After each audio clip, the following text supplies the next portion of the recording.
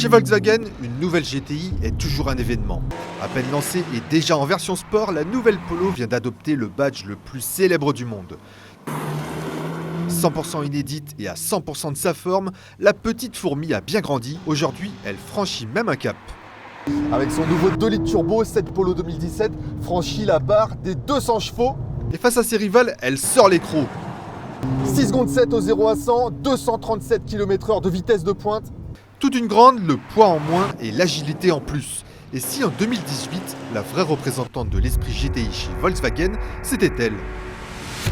Alors chez Volkswagen, c'est assez habituel. D'un côté, on trouve des modèles qui évoluent peu d'une génération à l'autre. Et de l'autre, on trouve la Polo qui se métamorphose véritablement au fil des années. Alors là, c'est vraiment assez flagrant dans cette version GTI. De face, on croirait voir sa grande sœur, la Golf. D'ailleurs, c'est pas innocent parce que cette nouvelle Polo, elle a grandi de toutes parts. Elle est plus longue, elle est plus large. L'objectif, évidemment, est d'offrir plus de prestance, mais également de meilleures prestations routières et en termes d'habitabilité. On va voir ça. Niveau prestance, c'est réussi. Volkswagen a subtilement modernisé la panoplie GTI, la calandre est à nid d'abeille et les optiques voient rouge. La caisse est abaissée de 15 mm et les jantes de 17 pouces remplissent bien les passages de roues. À l'arrière, le béquet dynamise la ligne et le diffuseur abrite une double sortie d'échappement. On croirait voir une mini Golf GTI. Et cette nouvelle Polo s'est étirée de 8 cm par rapport à la précédente génération. Elle s'est élargie de 7 cm. Et l'espace entre l'essieu avant et l'essieu arrière, l'empattement, s'est également allongé de 9 cm. Ça, évidemment, ça profite là à l'espace arrière, à l'habitabilité et également au coffre qui, rien que lui, gagne 71 litres. C'est pas négligeable du tout.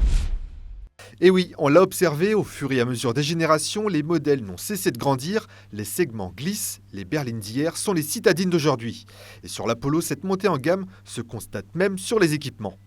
Alors, un style chic et sportif, mais toujours avec une certaine sobriété. Ça, c'est vraiment l'ADN GTI chez Volkswagen.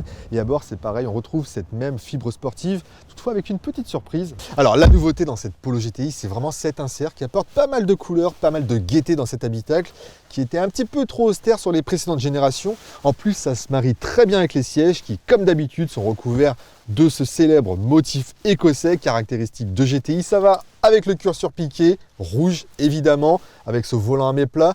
Là pour le coup, on n'a pas la balle de golf en guise de levier de vitesse, mais on a quand même la boîte à double embrayage DSG. Ça, c'est vraiment une autre caractéristique des GTI, c'est les versions les plus huppées de la gamme. D'ailleurs, on retrouve également cette dalle 100% numérique en guise de bloc d'instrumentation. Ça, c'est totalement inédit chez les citadines, comme beaucoup d'autres équipements qu'on trouve dans cette Polo d'ailleurs.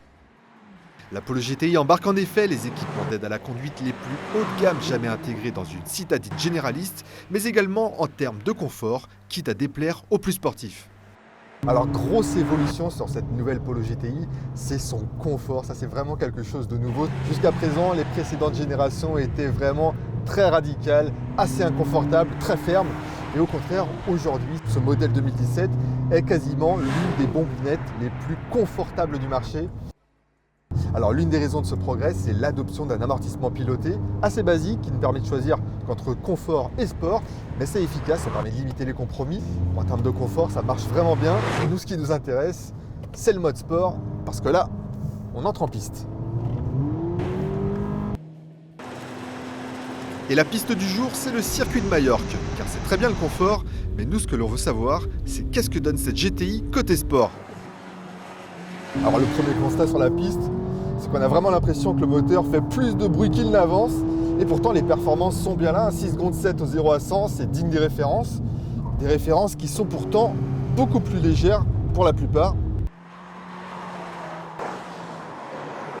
Alors la façon dont la puissance passe au sol aussi est intéressante. La voiture motorise bien, ça patine pas beaucoup. Le secret, on le connaît, hein, chez Volkswagen, il s'appelle XDS. C'est un autobloquant électronique qui va donc freiner la roue intérieure au virage pour aider à tourner.